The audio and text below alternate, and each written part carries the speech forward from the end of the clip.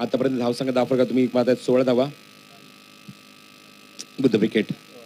हा चेंडू inside age आहे. फलंदाज बाद. Clean bowled. पूर्णपणे बॅकफूट राहील कारण 3 फलंदाज बाकी पवेलियन. येतात फलंदाजीला रोहित पाटील. चांगलं षटक हाताळलं. फक्त 9 धावा खर्च केल्या होत्या. आणि पाहूया एक चांगलं कॉन्टेस्ट 2 अपकमिंग यंगस्टर मध्ये. दीपक वर्सेस रोहित. हा चेंडू यष्टा उद्ध्वस्त.